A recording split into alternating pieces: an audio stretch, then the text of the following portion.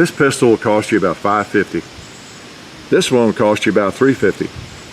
And this one will cost you about $250. And this one will cost you your pride. That's a high point. Let's take a shot or two. A pot, how about that? Let's put the pot away right away. Nice, and a bullet. And a target. What do you know? I'm gonna go down here and clear house. I have another magazine. If I can get the ammo in. Oh, I was too close. Look at the cowboy. Another pot. Hey, pot's smoking right away. It's empty. Oh, I'm gonna cry. My high point's empty. Yes, Hickok 45, and I finally brought a high point. Actually, I've had one at the range before, but due to so many requests, I thought I'd bring this one out and let you take a look at it and let you know what I think about it, okay? It is a high point, known for quality, of course, and for lightweight, streamlined design. That was a joke. No, it is a high point, the C9, and we're going to take a look at it and we're going to shoot the thing. So if you're not familiar with high point, maybe you'll know a little bit more about them when we finish. Okay, so what am I doing with the high point? I have actually had one around here and have fired one for the last couple of years. Rare occasions. It's not a firearm that is fun to shoot for me. But since we get so many requests to do it, I just finally requested one and have been shooting it for, I don't know, a week or two, clearing out. I've got a bunch of magazines and have been just loading them all up and shooting them every now and then. Probably have 400 rounds through it now, and it's supposed to take a couple hundred to break it in, and it should be broken in according to the manual and what I have read. So we're going to see how it does. Now, a lot of people have these. Gun shops are full of them. They sell a lot of them. I've talked to people in gun shops, reputable people. Believe it or not, I know some reputable people. One of whom owns this one. Now, is that one cool or not? This is from David Beta up at Tennessee Gun Country. This is his personal high point that he lent me. Told him I was going to be doing a video on the high point. And he's been, I think he was in Iraq, and he's a veteran, and I believe he carried this. I think he got special permission to carry this when he was over there. He just wouldn't carry the Beretta. He just wouldn't go if they wouldn't let him carry his high point, but I'm not sure about that. You might need to ask him about it. But he tells me, and Dennis Williams over at Guns and Leather, both have told me they sell a world of these things. These are his local gun shops, of course, referencing good gun shops. And there's others, a lot of good gun shops around Nashville. But I just happen to have had conversations with these individuals about the high point really in recent months. And they say they sell a world of these things and they rarely ever get one back. Like maybe one over 5-10 year period, with a problem. Okay, they tend to work. All right, I think they do need some break-ins sometimes, but generally speaking, they tend to work. All right. Now I'm gonna get all the good stuff out of the way. Everything I know positive, I want to let you know, and that's one of the big positives I hear. That generally they work for people. All right, that they function. All right, they got a lifetime warranty. They're rated plus P. They generally work. They're made in America. What else is good about them? That's all pretty nice, right? So a lot of people are buying them. I'm not sure who they are, but a lot of people are buying these things. And I fired that one. It shoots fine too. But the main subject is this one that I've been firing, and we're going to fire it today, and then send it back to Buds. But it's the C9, and it's an interesting piece of hardware. They're heavy. It's like 32 ounces essentially, which is a lot of weight for a firearm that holds 8 rounds of 9mm. Okay, and one reason we have some of these other firearms out, we'll talk about that a little bit. But it's 8-round 9mm. It's heavy. It's thick. I'll get into the negatives now. It's a kind of awkward slide to work. I have trouble sometimes getting it into battery. It's kind of weird. The safety is both a slide lock you know, and got a mag in. Let me get that out. And a safety, you know, right there. Okay, it's awkward to take down to field strip it. I did it a little while ago, first time I'd ever done it, and that's really one reason I've been negligent about doing a video on a high point. Every time I'd bring this one out that I had, I can't even, how do you take this stupid thing apart? You know, I didn't have a manual for it or anything, and I finally found out online, you got to take a roll pin out.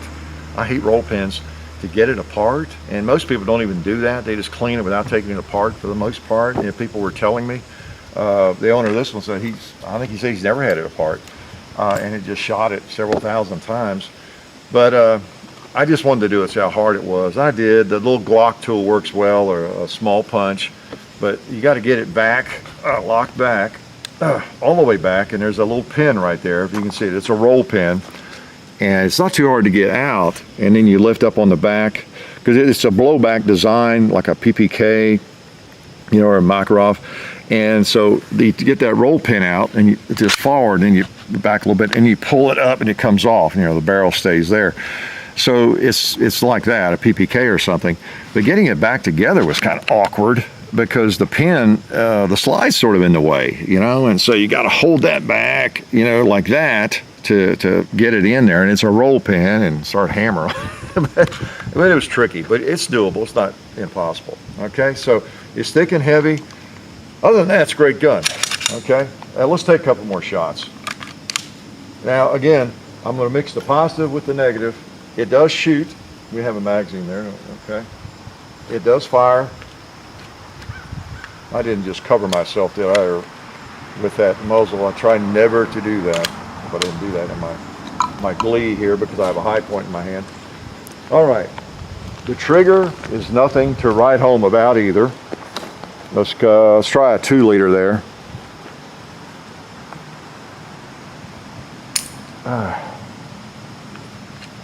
Okay, I didn't chamber one. Boy.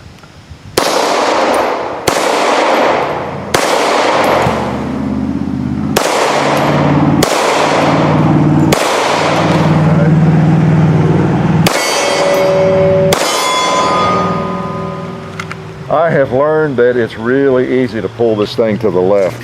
You really have to focus to avoid doing that. Oh, no, we had a mouth. We had a piece of brass didn't get out there. That's happened 2 or 3 times on me. Okay, just to let you know. I've not had a double feed, but I've had that happen, the brass not get out. And that's one reason I was going back to the 124 grain. It has happened with both, but it seems maybe more prone to it with the 115 grain ammo.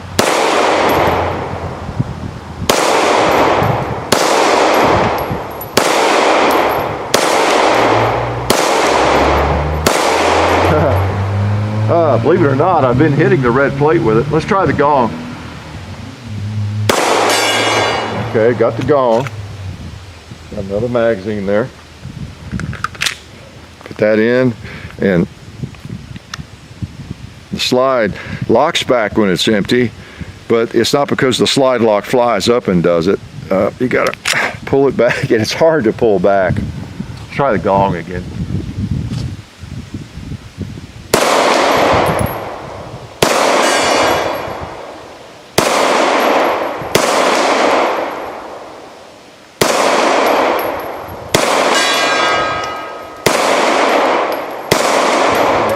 That's going on. I think you're pulling it left. The inaccuracy of it, any inaccuracy that you see today, it's not necessarily because the firearm is inherently inaccurate. Check out our video called Accuracy. It applies to this gun too. The firearm seems plenty accurate, okay?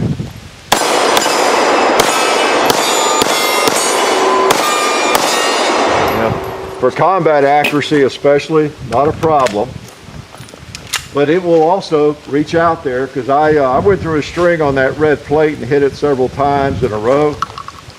But I was really focusing, and I was not pulling left.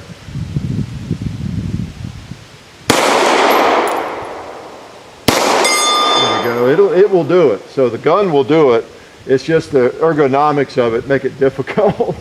Let's try a pig over there.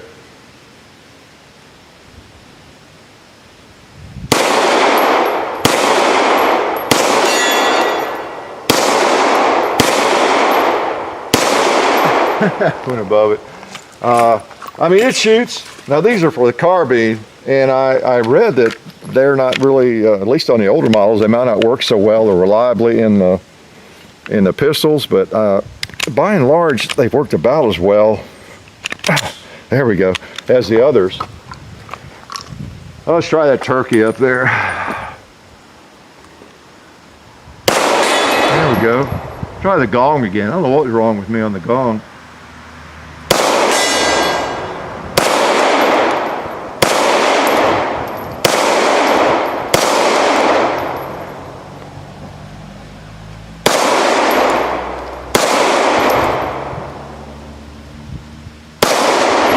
Whatever was wrong is still wrong. Let's see if it'll shoot left-handed. Oh man, let's look at it a second here. Okay, what else about this crazy thing? Positives. Gosh, I can't think of any. It is a blowback. You know, it relies on the weight of the slide. There's not a lock breech or anything, so it's strictly the weight. That's why it has so much weight. That's why it's so heavy. And it's a very strange bird. The firing pin is the extractor, or not the extractor, but the ejector. Doesn't have a firing pin block. The slide does lock back most of the time. It's just heavy and thick. I've got the calipers out here, but you can tell, you know, compare with the Glock. In fact, the reason I have the Glock out here is to just show you the size, because again, most people know a Glock. Oh man, this thing is, there we go. They know a Glock 19, and it's basically the same size, the C9, you know, Glock 19. If I put a mag in, you know, we're gonna have about the same height and everything. The only difference is the high point wins out because it's thicker. You get more for your money. You get a lot more metal. It is thicker. Let me put the calipers on here. Oh, but y'all haven't seen my new calipers. Man, I've had these a while, but we got 120. 123, 124, 125 or something on thickness, but mainly I just like to eyeball the difference. You know, look at the difference in that, man. Between, and they're both 9mm. That's what's funny. They're both 9mm, and you know, same size guns, except this one's a lot thicker. This one holds 15 and all that. We're not going to do a Glock comparison. We want to look at this. So you got pretty good sights. Now I have to say they look pretty good. And the trigger has seemingly gotten better, you know, through the 400 plus rounds. It seems a little bit better. It's kind of crunchy in the beginning. I can't blame it too much on the trigger. It's more the feel of the gun. And it does have a weird recoil, I have to say. It does have a magazine disconnect. The big old heavy slide gives you this big old ka-chunk feeling as you're firing it. And we'll get a little bit, I know, let's try some hollow points. I have not done that yet, so we're doing that together. These are Federal Hydra-Shocks. So we'll see. If you're going to buy this gun, I don't know, hopefully it's for defense. It's not just because you wanted a firearm of extreme quality or something, I don't know. But they get a lot of criticizing, which they deserve. And they've never appealed to me at all. I've picked them up before. And you know, they're just not appealing to me. If you pick one up, if you've never done it, pick one up sometime in a shop. The C9 would be a good one if you've never held it. And just think about it. It's an 8-round magazine, basically 9mm, and just you can just tell what you got in your hand if that's something you're going to want. You know, that you just can't wait to buy. All right, let's see if we can get one of these chambered. This is another negative for me. With that big, massive slide, you would think that it would be really easy to get a hold of. That would be at least one of the the upsides of having a massive slide like that. But the serrations are just not sharp. They're rounded off, and I just can't get a hold of the thing. Here we go. Okay, I get one in. All right, let's put them on the target here. Hollow points.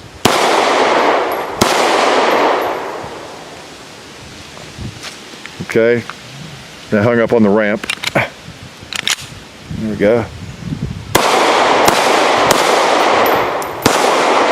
don't have anything else that needs a hollow point, do we? Okay. Go ahead, one of those hang up.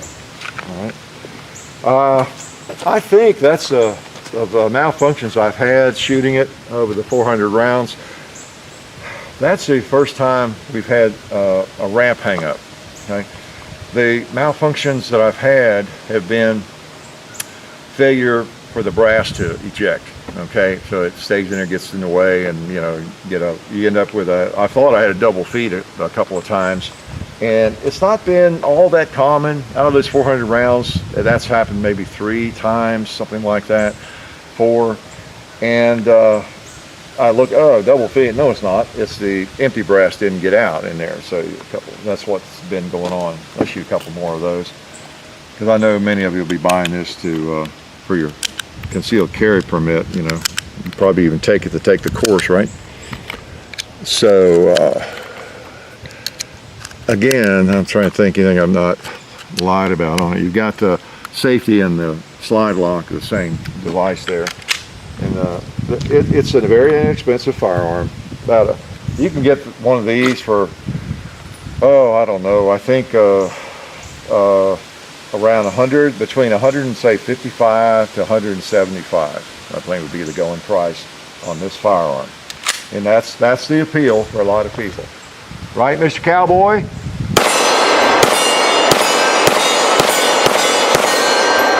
Okay. And Mr. Cowboy is, whatever he is, 20 yards, 21 some yards away there. And you're able to take a firearm that costs $150, $175 and just put 8 or 9 of them on him. Bam, bam, bam, bam, bam. So it is a firearm. It generally works. Probably the more you shoot it, the more reliable it will get. Again, that's the positive side of it. Now, who's buying these and why would you buy one? I'll load up some 124 grain here, talk a little bit about that, because I'm just going to be honest with you. I'm not going to pander to anybody, to High Point owners or High Point haters. You can see how it works and whatever issues we have. We've told you about the issues I have had with it, and then I'm trying to give you the history, and you can look around the web. These been out since 1992, I think, so it's not like a new gun. So most of you kind of know the history. They have a great customer service, I understand. Amazing customer service. They'll replace anything, place the gun, hardly any questions asked. And that's one of the things you can do when you build something really, really cheap. You've got a lifetime warranty. As I've heard my whole life, there's 2 ways to have a lifetime warranty, or to offer one. It's if you build stuff that's really high quality, and you don't get much stuff back. So you're not having to honor that lifetime warranty very often, because the stuff you make and send out, it just works. You rarely have problems. The other way to offer a lifetime warranty is you make something so cheap that doesn't matter. You can keep fixing it if you need to. All right. So and the people at High Point, they're really good. They got a sense of humor. I've seen them at the SHOT Show, talked to them at the NRA conventions and all that. They know what they make. They know this firearm fits a specific niche, and they don't pretend it's an Ed Brown custom pistol. They know what they're doing. And they're quite aware of that. I tend to here. I'm going to give you some opinion. I think this gun it's a stopgap measure for someone who cannot afford a gun, basically. And this should be, in my opinion, just getting you by until you can afford a gun, a real gun. So I'm not going to make fun of people that cannot afford more than $175 for a firearm. Obviously, that'd be very arrogant, wouldn't it? But there are so many other firearms that are not that far away from it. That's the thing. Like if your life's dream is to own and carry a High Point, more power to you. I don't think that's where you are, probably, unless you're just really naive about firearms. If you have handled very many firearms and no firearms, you're not going to be attracted to a High Point very much. You're just not. Okay, you're just not. If you've handled even 10 firearms and fired them, different firearms, you're not going to be attracted to one of these things. I mean, unless you're really weird, more weird than I am. And so I see it as, okay, I can't afford a gun right now, but I think I can scrape together 150 or 60 or $70 maybe. And then, you know, later I'll trade it and I'll get a real gun or something. Yeah, that's where I put it. Okay, sorry if I've offended you. If you have a safe, why would you keep it in a safe for the one thing? No, if you have a safe with 4 or 5 high points in it, I don't know, you need to reevaluate because 2 or 3 high points or 2 high points would get you a good firearm. And that's why I have, before I load this, some of these out here quickly. Let me preach at you. This is a Sky, which I don't particularly like that much, but they run in what, around 250 or something. Find a used one and you're not much above a high point, you know, and you got what, the same round count or more. I'm not sure about 100% reliability. Now on the Ruger, this is the LC9. What's that mag? 8. You got, you know, 7, 8 same rounds basically, and a LC9. Okay, and the difference is enormous in size. The shootability is enormous. Okay, I mean this is like a Grand Prix racer compared with a Junker or something. Okay, I mean there's just no comparison. This is the LC9S with a great trigger. This thing's like a target gun and a carry gun. It's a wonderful pistol, really, and it's slim and it's just a great pistol, as are many others. But this one is around 350, I think, new.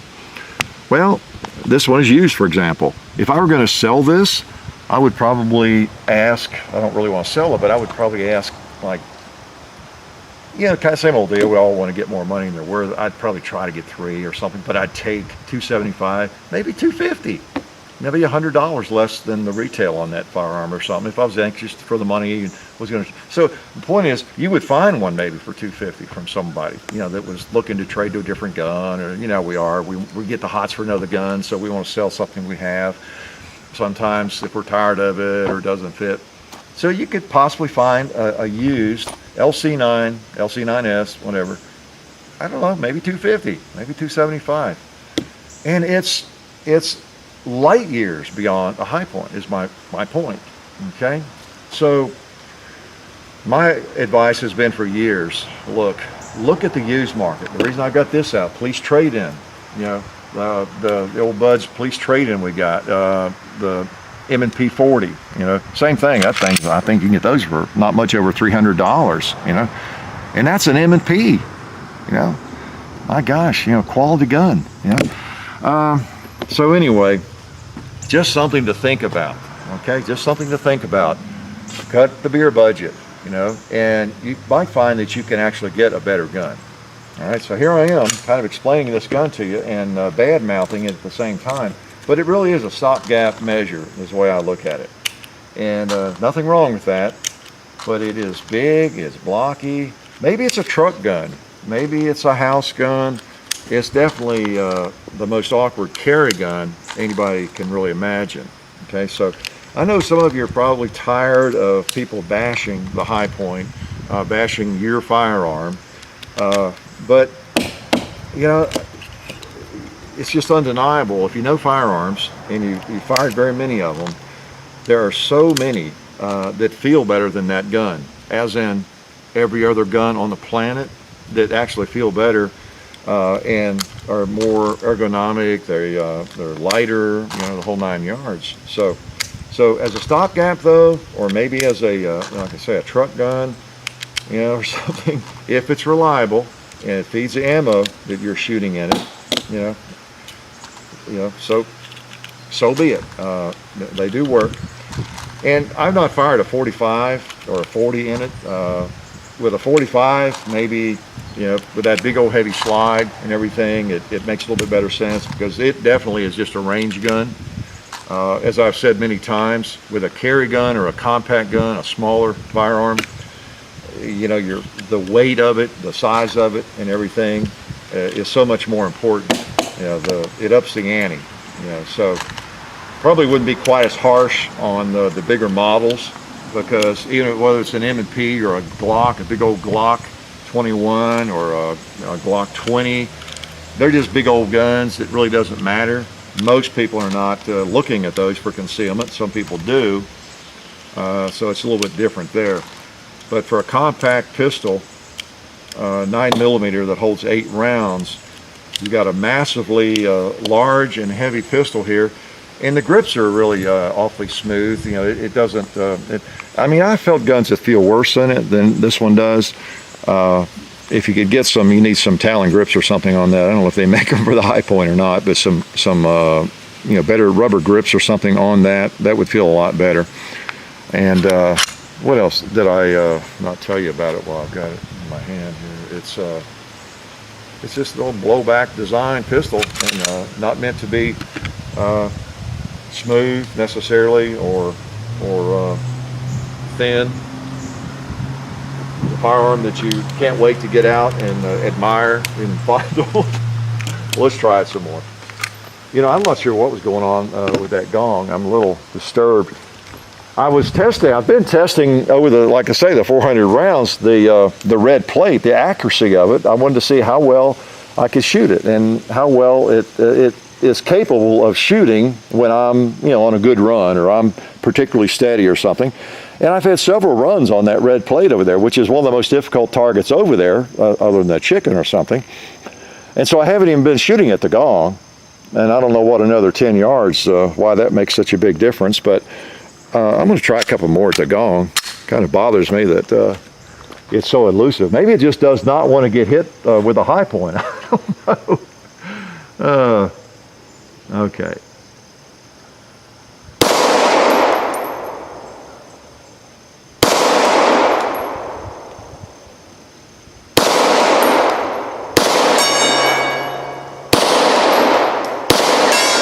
Okay, I think I was just pulling left.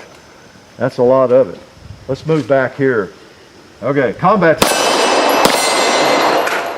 Like I say, combat accuracy does okay. You know what we need to do before we have to go to dinner or something here?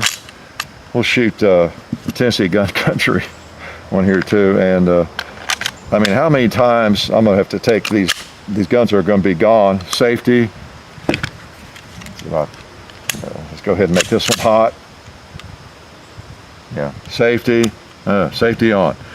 There's another negative. Sorry, keep finding. The safety is not very positive. It's just sort of, you know, it's like this long travel area there, and it's not a click-click kind of proposition. But I may never get another chance in my life to dual wield High Points, so let's do it. Let's do it on paper. All right, safety's off. Oh man, is this heaven or what?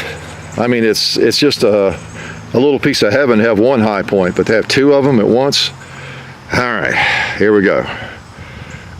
I'll probably miss every shot. Now this one does not lock back on the left when it's empty, I noticed. Okay, so let's holster this one. Make sure she's clear. Yeah, just doesn't lock back. That was special to be able to do that. Wow. What a thrill, what a treat to be able to shoot two High Points at one time. Cool. Now you notice the slide's made of what, ZMAK, it's ZAMAK or something. And it's just a zinc alloy. It's got copper in it, magnesium and all that. And it's kind of a high-tech material, I think. And it just lends itself well if you're trying to make a big old heavy slide like that. As I understand, all the important parts are harder metal and everything, but it's just a big old piece of that. And this one has had the finish taken off, as you can see. Again, you know, I think David was carrying this, you know, in battle, so he wanted to look good. I think he actually had that Cerakoted in the bottom part. You know, I mean, you know, that's what you could do with your High Point, have it Cerakoted. Maybe he had the top. I believe he said they just took the finish off. I don't think it's Cerakoted on the top. So that's pretty cool. I'm sure.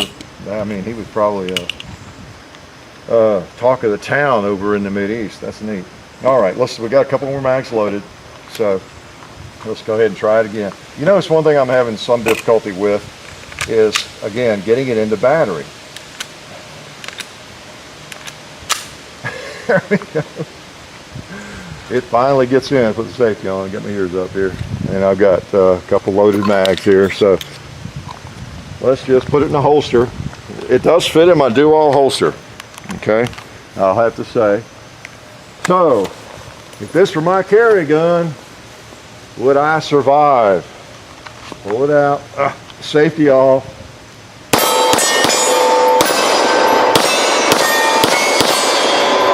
Speed reload. That doesn't work too well. Speed reload. There we go.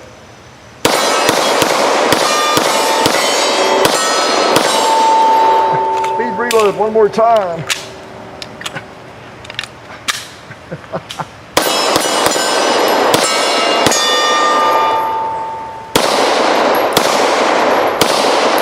Oh man, I can't quit on a miss. I missed the plate. We'll put 5 more hollow points in. I think it prints just a little bit high. So I was probably going over the plates. All right, more hydro shocks there. Okay, a couple more rounds. See if it'll feed them. There we go. I want to hit a plate.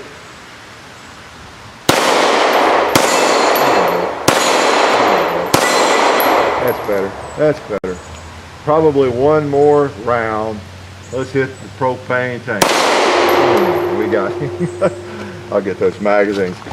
All right, so the high point, like I say, I just tell it like I see it, and that's all you ever get really from us is just my opinion, John's opinion. He pretty much shares my opinion. You know, we have respect for the firearm and the company that makes them. They do stand behind their product, and it has a good reputation. It does. We've had a little trouble with it, but I don't know if it's just break-in or not. But people you talk to, generally the story is, the narrative usually runs, yeah, I wouldn't own one for anything, but I know people who do, and they tell you they'll work, and they'll tell you that they've never had a malfunction, and that they do operate pretty well for what they are. Yeah, so you know, what do you expect for 160 bucks, 170 bucks, depending on what you're paying for it. So you can't expect too much. Pay that and then complain about the quality, you know. So I'm a little bit of maybe I'm a gun snob, I don't know. You know, all the firearms that I've shot in my life, that I do like a fine firearm. I like historic firearms. Anything that works, doesn't have to be beautiful, gold plated. You know, I like a Glock. You know, they're kind of ugly. You know, nothing fancy about them. So a gun doesn't have to be fancy, but I do like one that's kind of streamlined and still works and is still shootable. So that's the thing about these. They're not streamlined at all. To even use that word in connection with one is almost hilarious, right? But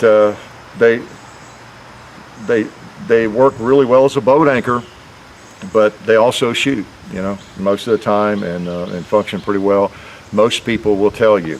So if you have one, you know, share with us what your experience has been with yours. You know, come on now, admit that you have one. It's okay. I'm not going to bash you. Please don't bash the confessions now in the comment section. But if you have one or have owned one, let us know what you think about yours and what your experience has been with them. Okay. But for me, I see it as a stopgap. It's something you buy until you can get a gun. You know, there's just lots of chances out there on the used gun market. You know, any of those guns I was talking about, I'm talking about the used price. You know, you scour around, you can sometimes find somebody that even has maybe a fairly expensive gun that they just got the hots for something else, or maybe they need the money right away for something. You know, I've had a few deals like that in my lifetime where I got a bargain on firearm, a quality firearm, and almost felt a little guilty for what the person was selling it for. But you know, it's their choice. You can find a pretty good deal on some decent guns out there, name brand firearms. So buy one of these if you need to, and but you might be able to find something for another 50 bucks, 75, 100. You know, it's a whole lot more of a firearm. Just keep that in mind. So anyway, but the high points generally work. So I'll you know, a lot of people are happy with them, and we'll just leave it at that. Life is good. like to thank one of our sponsors, SDI, the Sonoran Desert Institute.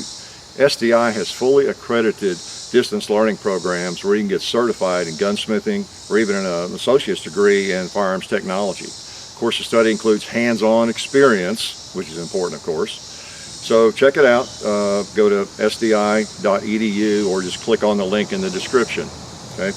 And also would like to remind you to check out the Hickok 45 Facebook page and the Hickok 45 and Son channel and its Facebook page, as well as Gun Culture Radio on iTunes. Now remember all this, because I'm coming to your house randomly over the next year or two to give you a quiz on it, okay?